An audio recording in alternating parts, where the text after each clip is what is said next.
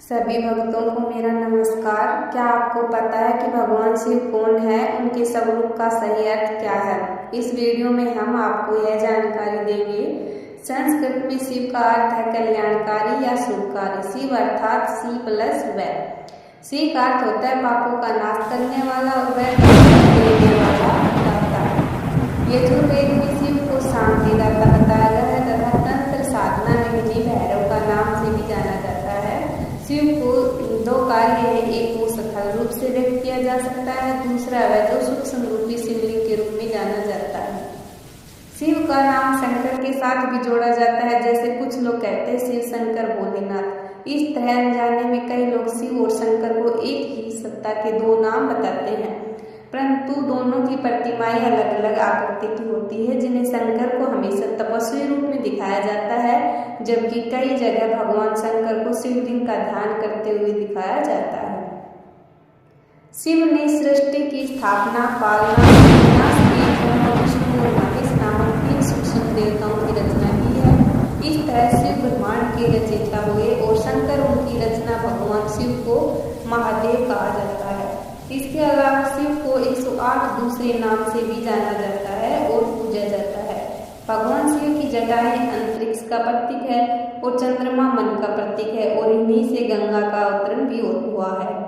इसके अलावा चंद्रमा शिव के मन का प्रतीक है, क्योंकि भगवान शिव का मन चांद की तरह साफ, उज्ज्वल और जागृत है।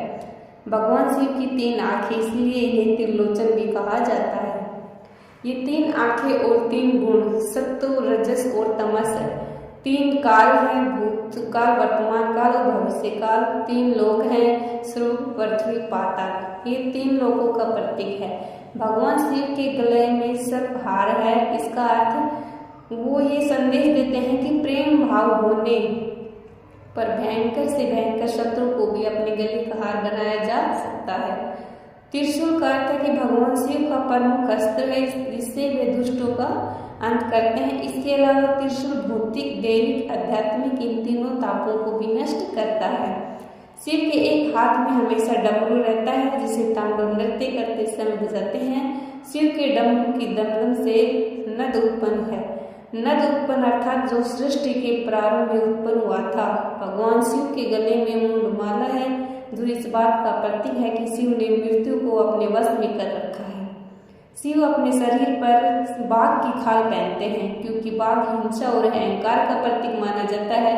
अतः इसका अर्थ यह हुआ कि शिव ने हिंसा और अहंकार का दमन कर उसे अपने नीचे दबा रखा है। भगवान शिव अपने शरीर पर भस्म का लेप लगाते हैं तथा शिवलिंग पर भी भस्म का लेप लगाया जाता है। अतः इसका अर्थ ये हुआ कि यह संसार नश्वर है तथा एक दिन इसी भस्म की तरह मिट्टी में मिलन। भगवान शिव का वाहन बैल है, जो हमेशा उनके साथ रहता है। वृषभ यानी बैल धर्म का प्रतीक माना जाता है। भगवान इस 4 पैर वाले जानवर की सवारी करते हैं।